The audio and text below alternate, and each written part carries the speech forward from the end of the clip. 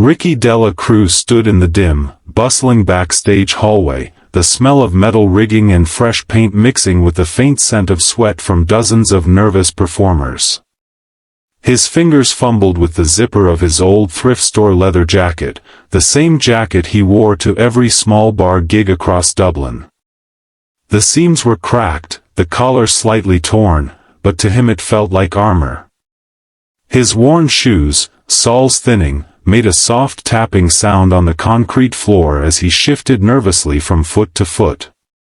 He took a shaky breath, trying to calm the tremor in his hands. He didn't look like someone ready to audition for Ireland's biggest televised talent show. He looked like what he truly was. A poor Filipino kid who had grown up beside the crowded streets of Cebu, now surviving on minimum wage shifts in a noisy Dublin factory.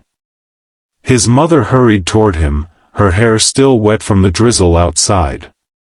She had just come from a long morning of cleaning hotel rooms, her hands red from bleach and scrubbing. She reached into her small handbag and pulled out something Ricky had seen since childhood, an old plastic comb, scratched, cheap, the kind that cost a single coin in a sari-sari store. She pressed it carefully into his hand. "Anak," she said softly, her voice shaking from exhaustion and pride, "this is all we could afford to make you look good today. But you don't need anything fancy. Just sing with your heart." Her words hit him hard. He swallowed, blinking fast, trying to push back the tears gathering in the corners of his eyes. He combed his hair with the old familiar strokes that always reminded him of simpler days in Cebu, days when he would sing to neighbors for fun, not for survival. Around him, stage crew shouted instructions, cables dragged across the floor, other contestants rehearsed lines or warmed up their voices. Some looked polished, confident, dressed in glitter or sleek suits. Ricky felt small beside them, as if his talent might get lost in this noisy chaos. Then a producer approached, headset tilted against her cheek. She gave him a quick, professional smile. "You're up next," she said. "Stand by at the curtain." Ricky's heart thudded so hard he could feel it in his fingertips. His mother gently squeezed his arm before stepping back, giving him space. He closed his eyes for a moment, drawing in a deep breath. He whispered, barely audible, "Elvis, don't fail me now. Please." He stepped forward toward the bright doorway that led to the massive stage. Each step felt heavier than the last, but also filled with something burning inside him, hope, fear, and the courage of someone who had nothing left to lose. Ricky stepped out from behind the curtain, and the world instantly shifted. The stage lights burst into life, warm, blinding, golden beams that made the huge theater look like it was carved from light itself. The cheers from the audience died down into a soft, curious hum as they watched the thin Filipino boy with the worn leather jacket walk to the center. He could feel hundreds of eyes tracking his every movement, and for a moment he almost forgot how to breathe. The stage felt enormous under his feet.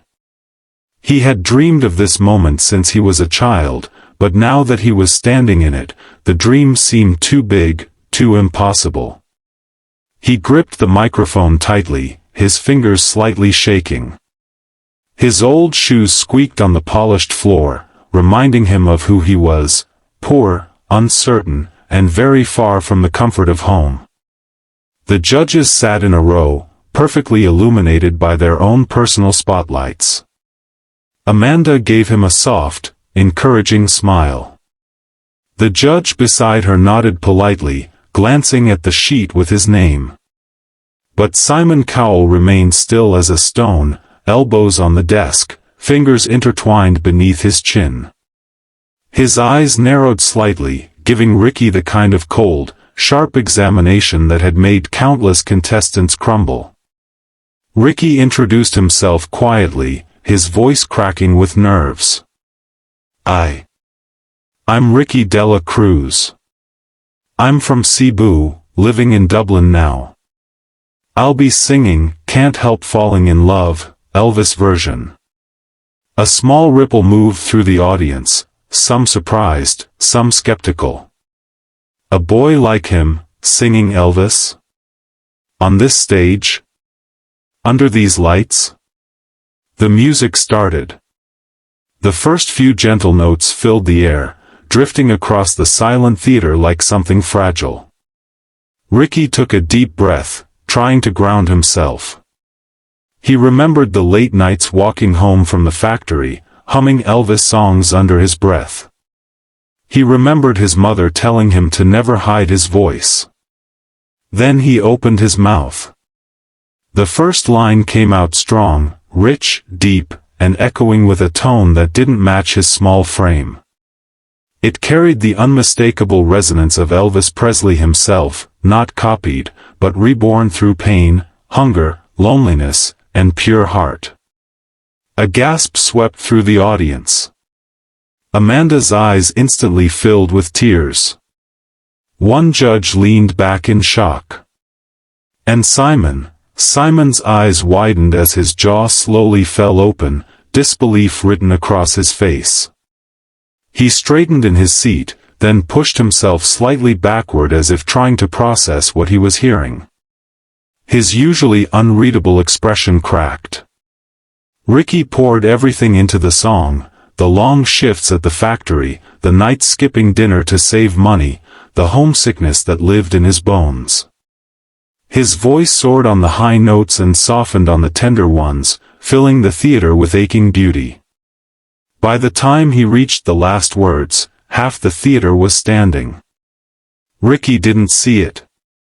His eyes were closed, tears trapped in his lashes as he held on to the final note like it was all he had left in the world. The final note faded into the high ceiling of the theater, hanging there like a prayer. For a heartbeat, no one moved.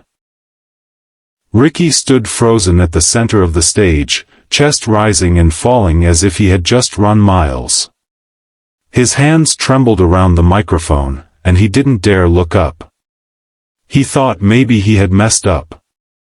Maybe the silence meant disappointment. Maybe he was about to walk off the stage as just another poor boy who tried too hard to dream. Then the room erupted. A wave of applause exploded from the audience, starting with a few scattered cheers and quickly building into a thunderous roar, people rising from their seats, shouting, clapping, wiping their eyes. Some were holding their heads in disbelief, others simply stood there crying, overwhelmed by what they had just heard.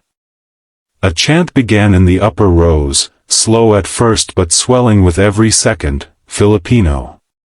Filipino. Filipino. The word echoed through the theater like a heartbeat. Ricky blinked rapidly, trying to focus. His vision blurred as tears finally escaped, trickling down his cheeks. He hadn't even realized he was crying.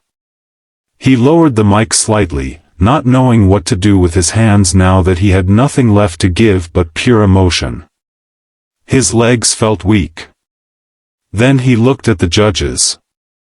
Amanda was already standing, tears streaming down her face openly. She clapped hard, her voice trembling as she tried, and failed, to speak. One of the other judges gave Ricky a huge smile, nodding like he couldn't believe what he had witnessed. But Simon Cowell. Ricky locked eyes with him and felt his breath catch. Simon wasn't sitting. He had stood up slowly, deliberately, like someone rising out of shock. He stared at Ricky with a look that wasn't just surprise, it was awe. His lips were parted slightly, and for a moment he didn't say a word. The audience grew louder, as if begging him to speak first. Finally, Simon leaned toward his microphone. His voice was softer than usual, cracked by something raw. "Ricky, when you walked onto this stage, you looked like a kid who had nothing," he said slowly. But you just sang like a legend reborn. What you did, that wasn't an audition. That was magic. Ricky covered his mouth, trembling. Amanda wiped her tears and added, "You didn't just sing Elvis. You honored him. You made us feel something real." Simon glanced at the other judges briefly, then turned back to Ricky. His hand moved toward the center of the desk. Ricky's breath hitched. He knew that gesture, everyone knew.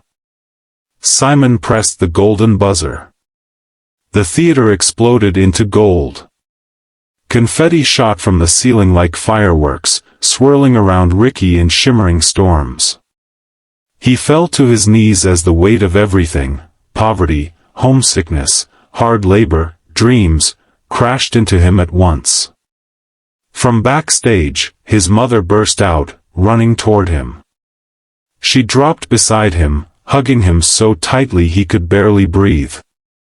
He sobbed into her shoulder while golden pieces rained over them like blessings.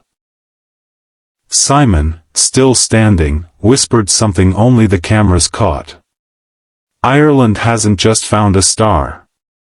The Philippines has given us a miracle."